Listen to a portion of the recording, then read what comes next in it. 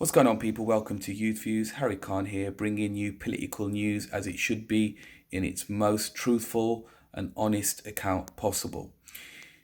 Just thought we'd jump on today and talk about a little bit about this Yellow Hammer document that the government were forced to release, even though it had been leaked a couple of or a week or so beforehand. But before we go on to talking about that, I wanted to just thank each and every one of you who support this channel, who've retweeted our content, who like and subscribe to all of our videos and tweets. We can't thank you enough, and this channel is only possible with your help. So, Yellowhammer. Yellowhammer, you probably heard a little bit about it in the news.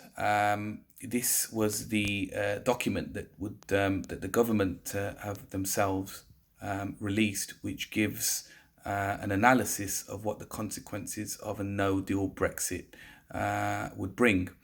And this is a document that the government had created and lied about the time of when it had been constructed. There was initially Boris Johnson coming about. Did we just associate Boris Johnson with a lie? Shock, horror. Boris Johnson had basically originally said that this was an old document, and then some of his own party members, MPs who since have been fired from the party, had then confirmed that actually this was a very real recent document, which was telling, which was giving a really strong possibility of potential devastating effects to the public if we were to go through with a no-deal Brexit. As I say, the government were trying to hide this document, and it was only through the leaking of via the Times newspaper that this document had come out in the public domain. It was then the Parliament had voted in favour of releasing this document, but not just this document. Really interesting, because what had been asked for in the release of this information was not just the document, but the WhatsApp conversations, the emails, the Facebook posts, or the messenger posts, anything that anybody within the civil service or MPs have spoken about regarding a no-deal Brexit to be released. Now, what had happened was the government did abide by this ruling, but only partly, because I certainly haven't seen any release of any WhatsApp conversations, and that's actually the stuff that I would that was waiting to see because of the comedy aspect that may come out of that. But certainly what has been released is what I believe is a watered down version of what the true impact of a no-deal Brexit, which, when I've read it, is bad enough. So guys, we do know, if we are listening to any of the news, the newspapers or outlets, or any political figures that are talking on the TV at the moment, that a general election is upon us. And that's probably going to happen in around the middle or the end of November. And we are basically, with this polarised Brexit situation, we are now faced with a number of options. We have on one side the Tory party and the Brexit party, who are basically labelling their version of what a Brexit should be as a no-deal Brexit, a crash-out Brexit, which, as I will allude to in a few minutes, will have its devastating effects. We have then on the other extreme the Liberal Democrats, what I would call the yellow or orange Tories, who basically are Tories in disguise that are basically just trying to pull as many Remainers on their side as possible. I think their MP, the member of their parliamentary party, is now around half, if not more, ex-Tory MPs. That's why I call them Tory MPs in disguise. What they're going for is an extreme Remain position. Those of the electorate which will wish to remain and not respect democracy, i.e. The outcome of the 2016 referendum, and basically they have recently taken an all-out Remain revoking Article 50 position. And then the middle ground you have is where the Labour Party sit, who are following their conference motion, talking about a potential second referendum in order to get out of this gridlock, going back to Europe if they were voted into government, negotiating a credible Brexit deal, i.e., which is what many of us would call a softer Brexit, something that keeps us close to Europe, but at the same time protecting our environmental, workers' rights, food standards, that kind of stuff. A middle ground Brexit, I would call it. And then putting that back out to the people with a Remain on the ballot paper, and basically asking people, is this what you voted for in 2016? And giving them a leave option that is going to still help protect the economy and not have the devastating effects of a no-deal Brexit. At the same time as giving them the option for anyone who's changed their minds to remain. And many would call, maybe not many in the mainstream media, but many who follow this would say that that's probably the most sensible and middle ground. But hey, what do they know?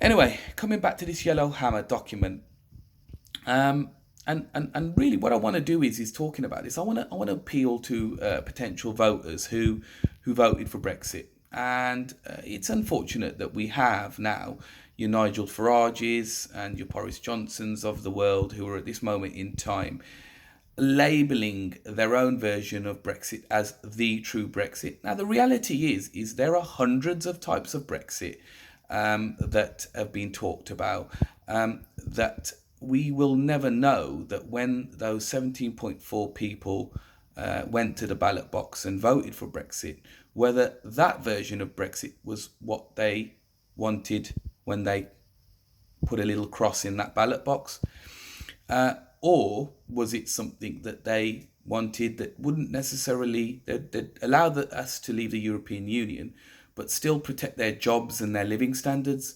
So truly nobody knows exactly what that is. But what we do have at the moment, in this moment in time, is a lot of rubbish, a lot of lies, a lot of people who are saying that this is what 17.4 million people voted for in 2016. So let's have a look at what this Yellow Hammer document talks about.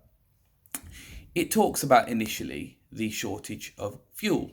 And it talks about problems at the border. It talks about food shortages. It talks about job losses. It talks about food prices going up.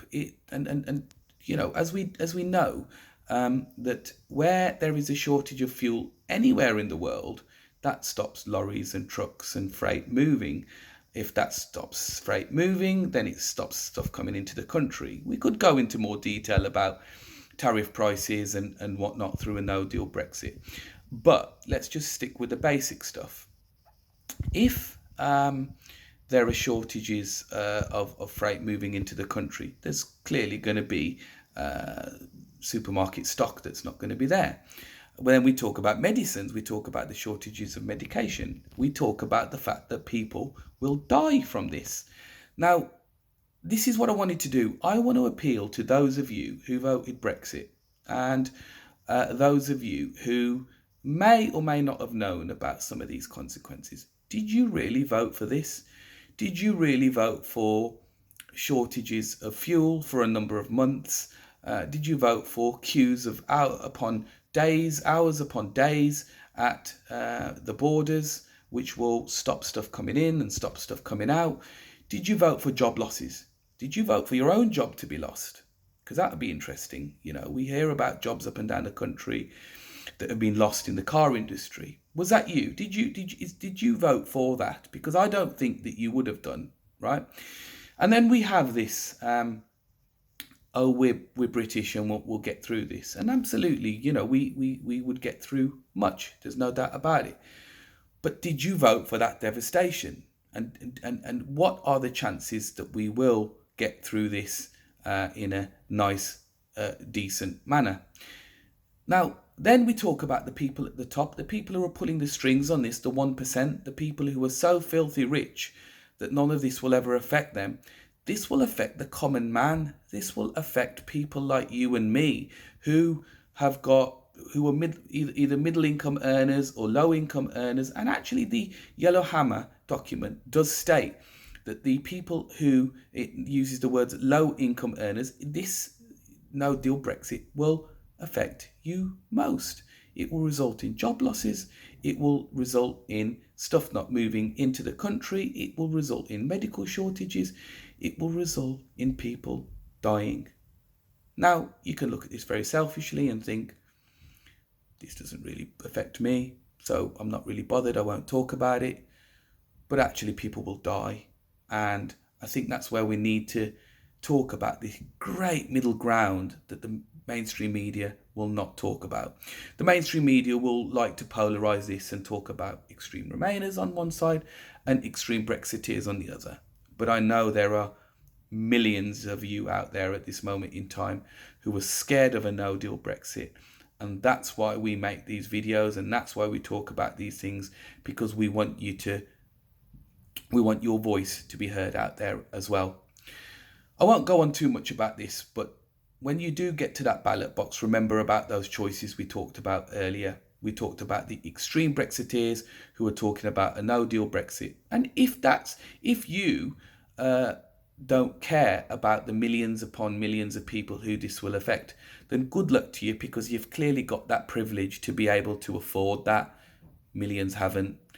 If that's you on the Remain side, the extreme Remain side, the position that the Lib Dems are taking at the moment, that actually you disrespect democracy and that at any sort of cost you're willing to destroy the concept of democracy and therefore want to revoke Article 50, then I pity you too, because actually that's not a position. That's a position that is going to disillusion and disenfranchise hundreds and hundreds and thousands, or actually nearly 17.4 million people who voted to leave. Or do you take that middle ground? And the middle ground that I'm talking about is the middle ground that is going to keep everybody together. The middle ground that's going to respect democracy, but that's going to, as much as possible, protect the economy, protect jobs, protect livelihoods, protect standards, and really bring everybody together. The choice is yours, guys. I've been Harry Khan. I look forward to speaking to you soon. Please don't forget to like, subscribe, and support our content. Take care, guys. God bless.